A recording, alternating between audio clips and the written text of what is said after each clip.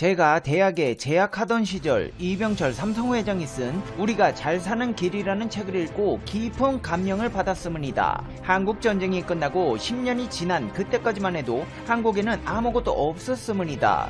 그런 상황에서 세계를 생각한다는 것이 놀라웠습니다. 세계로 나아가기 위해서는 일단 일본에서 최고가 되어야겠다고 생각했습니다. 그 다음 전 세계로 진출해야겠다고 생각했습니다. 제대로 된 글로벌 경영을 해보자. 이것이 사업의 뜻을 두게 된 동기였습니다. 이 발언은 지난 2011년 일본의 기업 유니클로라는 의류 브랜드로 유명한 일본의 유통업체 패스트 리테일링의 회장 야나이 다다시의 발언입니다. 블룸버그 통신에서는 일본을 대표하는 브랜드가 더 이상 소니나 도요타가 아니다, 유니클로다 라는 말을 했을 정도로 유니클로는 일본에서 잘나가는 기업입니다. 유니클로 회장은 일본 매체와의 한 인터뷰에서 와세다 대학 시절 한국의 이병철 삼성 창업주가 쓴 우리가 잘 사는 길이라는 책을 읽고 감명을 받아 사업에 뛰어들게 됐다며 이 회장의 진취적 사고방식에 감명받았다고 밝힌 바 있습니다. 야나이 회장은 도쿄에서 와세다대 정치경제학부를 졸업한 후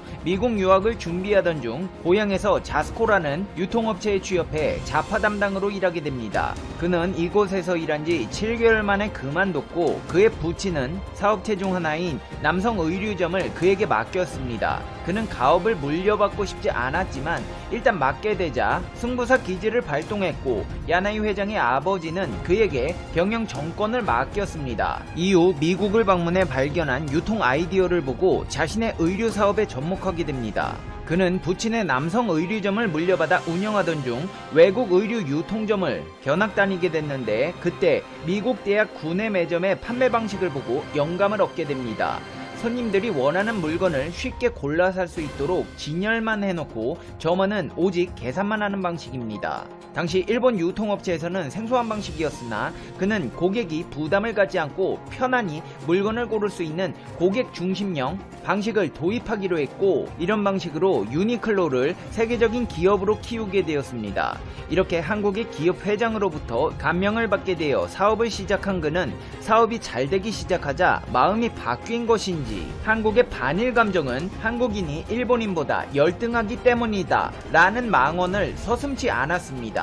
이후 유니클로는 위안부 모독 광고를 내며 야나이 다다시 회장의 역사관을 숨김없이 드러냈는데요. 백발의 98세 외국인 여성과 13세 소녀가 나오는 광고에서 소녀가 할머니에게 제 나이 때 어떤 옷을 입으셨어요? 라고 묻자 그렇게 오래된 일은 기억하지 못한다 라고 답하는 광고를 냈습니다. 하지만 유독 한국 광고에서는 해당 대사에 맙소사 80년도 더 된 일을 기억하냐고? 라는 자막을 달아 일제강점기 시절 일본군 위안부 피해자 문제를 조롱하는 파렴치함을 보였습니다. 이후 유니클로는 반일운동에 타깃이 되면서 17년 만에 매출과 순이익이 동반 하락하는 결과를 낳게 되는데요. 패스트 리테일링이 발표한 실적 자료에 따르면 2019 회계년도 재무제표 기준 순이익이 전년 대비 44.4% 감소한 약 9,832억 원으로 나타났습니다. 매출액은 약 21조 8,732억 원으로 12.3% 줄어들었습니다. 연간 실적으로 매출액과 순이익이 모두 줄어든 건 17년 만에 처음 있는 일입니다. 특히나 눈에 띄는 것은 패스트 리테일링 측에서 한국의 불매운동은 얼마 못 갈 것이다, 한국 불매의 타격은 전혀 없다던 종전 입장에서 한국 내 불매운동 영향으로 한국에서 영업손실을 기록했다는 발표를 했습니다. 삼성의 고 이병철 회장의 책을 보고 감명받아 사업을 시작하게 된 야나이 회장의 현재 자산은 지난해보다 56억 달러 증가한 28조 3천억 원으로 집계되면서 일본 자산순위 1위에 올랐습니다. 미 경제전문지 포브스에 따르면 유니클로 회장은 전세계 자산순위에서 41위로 랭크되었는데요. 2년 연속 1위를 지켰던 소프트뱅크의 손정희 회장을 2위로 밀어내며 일본 재계 1위에 오르게 된 것입니다. 있습니다. 이렇게 한국의 고 이병철 창업주가 쓴 책을 보고 감명받아 사업을 시작해놓고 한국인은 일본인보다 열등하다는 막말을 한 유니클로 회장처럼 잘못된 역사관으로 눈살을 찌푸리게 하는 일본인이 있는가 하면 극소수의 일본인들은 현재 베를린에서 소녀상을 지키겠다며 나서고 있는데요. 최근 독일 수도 베를린에서는 시민단체 오마스 게켄레이츠 회원들이 평화의 소녀상에 대한 철거 명령에 반대하는 집회를 열고 있습니다. 더군다나 이들은 철거 명령에 반대한다는 내용으로 독일 수도 베를린의 스테펜 폰다셀 밑에 구청장에게 편지를 쓴 사실이 뒤늦게 확인되어 논란이 가중되고 있습니다. 슈테펜 폰다셀 밑에 구청장은 베를린 거리에 설치된 평화의 소녀상에 대해 철거 명령을 내린 이후로 베를린에 거주하는 많은 일본 시민들로부터 소녀상에 반대한다는 서한을 받았다는 명분을 들었습니다. 그런데 막상 뚜껑을 열고 보니 일본 시민단체에서 소녀상에 반대하기는커녕 오히려 철거 명령에 반대한다는 내용의 편지를 보냈다는 것입니다. 독일에 거주하는 일본인 130명은 청원 사이트를 통해 밑에 구청장에게 보낼 서한에 서명을 했는데, 이 서한에 따르면 일본군 위안부 문제에 대한 유럽의회 결의안과 UN 인권위원회 위안부 책임 인정 권고, 일본 내 역사 연구를 언급하며 위안부 문제의 진정한 해결을 바라는 일본 시민들이 있다. 독일에 사는 우리는 철거 통지를 보낸 미테구의 행동에 당황하고 있다고 적혀 있습니다. 서한에는 또 미테구청이 비문의 내용을 트집 잡은 데 대해 전시 및 무력 충돌 시 여성에 대한 폭력은 현재도 계속 일어나고 있으나 이런 범죄가 반복되지 않도록 경고하는 비문은 드물다. 비문의 메시지는 베를린에서도 중요하다. 비문에 문제가 있다면 설치 측과 협의를 하는 게 베를린의 방식 아니냐? 일주일 안으로 철거를 일방 통보한 배경에는 일본 정부의 강한 압력이 작용했을 것이다. 독일은 나치 시대에 대해 끊임없이 반성하려고 하는데 일본 정부는 위안부 문제를 덮으려고 한다. 당장 철거 명령을 취소하고 공개 대화에 나설 것을 요구한다고 적혀 있습니다. 한마디로 일본 시민들이 소녀상 설치에 반대한다는 밑에 구청장의 발언은 새빨간 거짓말로 드러난 것입니다. 전범기업의 사죄, 배상을 촉구하려는 극소수 일본인들의 움직임도 화제가 되고 있는데요. 조선 여자 근로정신대 소송을 지원하는 일본의 시민단체 회원 20여 명이 도쿄 미쯔비시 중공업 본사 건물 앞에서 시위를 벌였습니다. 강제징용 배상자들에 대한 사죄와 배상을 촉구하는 시위였는데요. 징용 피해자들에게 배상 판결이 확정된 지 2주년이 되는 날 열린 집회에서는 부끄럽다. 일본인들이 자국의 잘못을 인정하고 전범기업들에게 피해자에 대한 배상을 촉구한다. 일본 정부와 피고 기업이 받아들일 때까지 계속 싸울 것이다. 계속 쌓이면 과거사 문제에 무관심한 일본 국민들도 양심에 찔릴 날이 올 것이라고 했습니다. 더군다나 최근에는 일본 전쟁 범죄를 영화화한 일본의 거장 구로사와 기요시 감독의 스파이의 아내가 개봉해 화제가 되고 있는데요.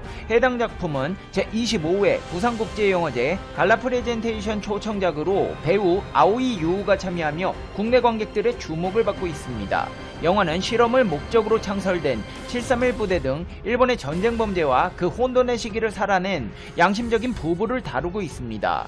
구로사와 기요시 감독은 한국 관객분들이 어떻게 받아들일지는 모르겠지만 일본에서도 이렇게 현대와 연결된 근과거 이야기를 영화로 만드는 건 흔하지 않다. 개인적으로도 많은 각오를 하고 만들었다고 밝혔습니다.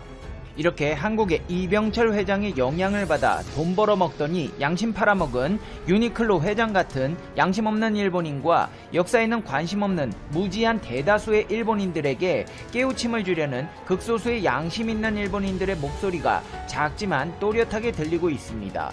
이제 페페TV의 결론입니다. Conclusion. 페페TV. 데일리 신초에서 최근에 삼성이 일본 때문에 잘 됐다면서 일본에게 감사해야 한다고 했잖아요. 유니클로야말로 한국 때문에 잘 된 거네요. 유니클로 회장이 고 이병철 회장 책 읽고 그거 보고 사업 시작했다면서요. 시작이 반이라는 말이 있죠? 자산에서 반띵해서 내놓으면 되겠네요. 자산이 21조 8천억이라니까 11조 내놓으세요. 그걸로 위안부 할머니들이랑 강제징용 할아버지들 배상하고 남는 돈으로 소녀상 만들어야 하니까요. 빨리 내놔요. 그리고 인간이 어떻게 그렇게 돈 좀 벌었다고 쏠랑 한국인들이 미개하다느니 그따위 소리를 합니까? 언제는 한국인에게 감명받아서 사업 시작했다 그래놓고 그렇게 살지 마. 최근 일본에서 나이키 광고가 논란이 되면서 불매운동이 시작되었는데 나이키는 절대 물러서지 않겠다고 말했습니다.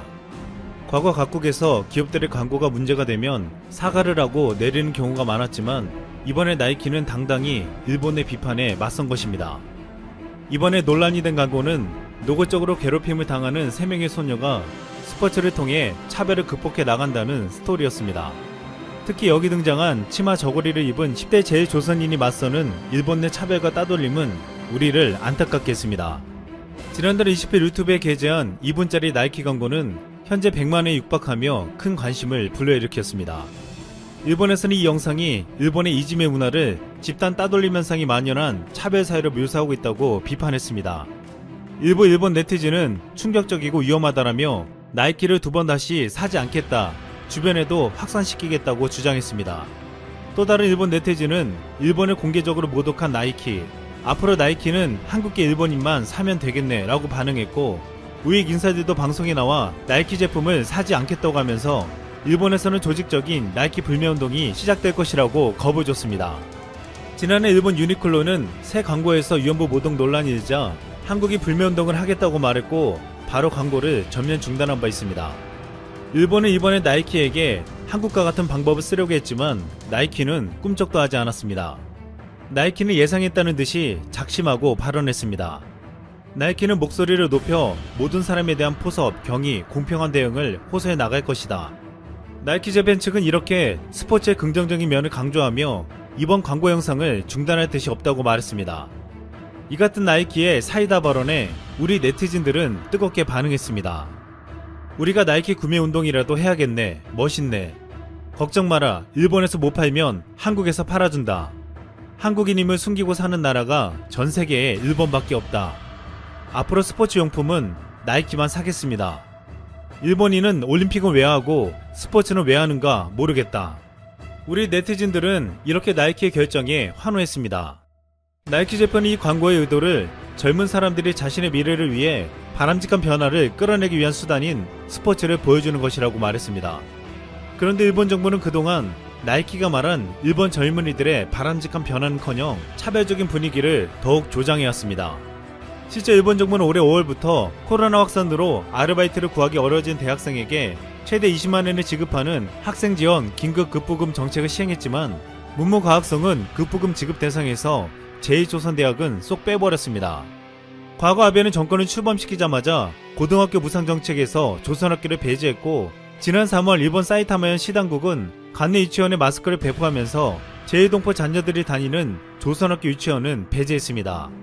이렇게 일본 정부가 앞장선 차별은 일본 내에서 따돌림, 괴롭힘을 심화시켰고 사회적 무대로 대두되며 점점 심각해지게 만들었습니다. 지난해 일본 문무과학성이 조사한 결과에 따르면 일본 초중 고등학교 등에서 발생한 집단 따돌림 사건 발생 수는 61만 2,496건으로 역대 최대치를 기록하며 점점 늘어나고 있습니다. 일본에서는 제1한국인이나 조선인 등 외국인에 대한 차별이나 혐오를 조장하는 행동이 상상을 초월하고 있습니다. 지난달 일본 도쿄의 한 호텔 흡연장에서 한국인 직원은 투숙객이 아닌데 담배를 피우는 일본인 중년 남성을 보았습니다. 한국인 직원은 이곳은 숙박객 전용 흡연 구역이니 나가달라고 요청했는데 일본인은 화를 내며 머리가 나쁘구나 코리아 라고 말했고 이어서 한국인은 머리가 나빠 그러니까 일본에 점령당했지 라는 어이없는 발언을 했습니다. 또한 지난달 도쿄신문에 따르면 히로시마현 후쿠야마시에 사는 제2교포 4세 30대 여성 A씨는 현지 병원을 방문했다가 진료와 관계없는 차별적 질문을 받아 논란이 되었습니다. 의사는 A씨에게 세금은 내고 있냐고 묻고 여성은 예상 밖의 질문에 말문이 막혀 답을 하지 못했습니다. 또한 이 여성은 다른 병원에서 직장 상사의 괴롭힘 때문에 심리 상담을 받으면서도 충격적인 대답을 들었습니다. 일본인 의사는 당신이 일본에 대해 모를지도 모르지만 지금 일본에서 그런 것이 있을 리가 없다 라고 말했다는 것입니다. 이 여성은 그 이후로 무서워서 제2교포 의사인 병원에는 가지 못한다고 호소했습니다. 이번 광고의 논란을 통해 나이키와 같은 기업뿐만 아니라 일본 내에서도 일본 사회가 변해야 한다고 말하고 있습니다. 나이키가 일본에 대놓고 인종차별에 대한 광고를 내놓은 것은 미국의 조지 플로이드 사건이 계기가 되었습니다. 미국 경찰이 아무런 정을 하지 않은 비무장 흑인 남성의 목을 압박해서 숨을 지게 만들었습니다. 이 사건이 인종차별 논란을 일으키며 미국 전역의 인종차별 반대 시위가 일어나게 만들었고, 결국 이 시위는 미국을 넘어 유럽까지 확산되었습니다. 여기에 나이키도 인종차별 반대에 함께하자는 내용의 광고를 공개하면서 인종차별 반대 운동에 힘을 실었습니다. 나이키는 만약 우리가 이곳에서 평등하다면 세계 어디에서도 평등할 수 있다며 미국 사회에서 인종차별이 철폐돼야 한다고 강조했습니다. 그리고 이 정신을 전 세계에 확산시키겠다는 목표는 나이키가 일본에 칼을 꺼내게 만들었습니다. 미국 내 인종차별만큼 일본 내 차별은 그 어느 나라보다 심했기 때문입니다. 과거 나이키는 전범기 디자인을 했다가 국내에서 논란의 대상이 된 바 있었습니다. 지난 2016년 한정판 에어조던에 일본 전범기를 본뜬 디자인을 사용해 국내에서 논란이 되었고 판매를 중지한 바 있습니다. 지난해에도 우계기와 비슷한 신발을 내놓았다가 나이키는 도로 표지판에서 영감을 받았다고 항변했는데, 국내에서 논란이 끊이질 않자 소비자들이 보기에 그렇게 받아들이면 문제가 될 수 있다며 이틀 만에 판매를 금지했습니다. 당시 국내에서는 일본 불매운동이 한창 벌어질 때라 나이키도 불매운동 해야 한다는 말이 국내에서 나왔지만 바로 전면 판매 금지에 들어가자 국내에서는 이 같은 조치에 환영했습니다. 전세계 스포츠 브랜드 1위인 나이키는 1970년대에 후발주자로 등장해 처음에는 일본 아식스 브랜드로 유명한 일본의 오니스카 제품을 수입해 미국에 판매했습니다. 이후 나이키는 놀라운 성장을 이뤄냈고 지난해에는 일본 아식스를 시장에서 밀어내며 심각한 적자를 나게 만들었습니다. 나이키 완전히 밀린 아식스는 올해 일본 내 약 900여 개 직영점 중 39개를 폐쇄하기로 했습니다. 아식스는 2010년만 해도 전년보다 2배 성장하며 성공가도를 달렸지만 트렌드 변화에 제대로 대응 못해 2015년부터 성장이 정체되었습니다. 또한 지난해 뉴질랜드의 아식스 매장에서는 음란 영상이 장시간 노출되는 사건이 벌어졌습니다. 이 영상은 꺼질 때까지 9시간이나 노출되었고 7살 아들과 매장에 온 여성도 보고 충격을 받았다고 했습니다. 아식스는 고대 로마 시인 유베 날리스가 노래한 건전한 정신은 건전한 신체에 깃든다는 말에서 시작되었지만, 이 사건은 아식스에게 건강한 정신을 찾아볼 수 없게 만들었고 마치 지금의 일본 모습을 단적으로 보여주는 것 같았습니다. 한때 우기기 논란을 일으켰던 나이키는 우리와 긴밀한 관계를 가지며 우리 시장을 중시하는 모습을 보여주고 있습니다. 지난 10월 1988년 서울올림픽 30주년을 기념하는 우먼스 에어 조던3 서울을 출시했는데, 여기에는 대한민국을 상징하는 태극기 컬러가 조화를 이루며 칭찬을 받았습니다. 또한 올해 태극기와 백호를 기반으로 디자인한 축구와 나이키 화이트 타이거 한정판을 출시했습니다. 이 코리아 에디션은 잉글랜드 프리미어리그 리버풀의 하비 엘리엇이 신어서 화제가 되기도 했습니다. 또한 나이키는 우리 축구 대표팀과 1996년부터 20년 이상 장기 계약을 맺어오고 있는데, 올해부터 2031년까지 2,400억 원 플러스 알파 조건으로 계약하며 35년 동안 함께하게 되었습니다. 나이키는 이번 광고를 통해 일본에서 타격을 받을지도 모르지만 앞으로 한국에서는 더욱 지지를 받으며 신뢰가 구축될 것으로 보이고 있습니다. 미국에서 인종차별 문제가 나오자 나이키와 함께 운동에 나선 아마존은 이렇게 말했습니다. 이 말은 지금 나이키를 보이콧하겠다는 일본에게 딱 어울린다고 말하고 있습니다. 이로써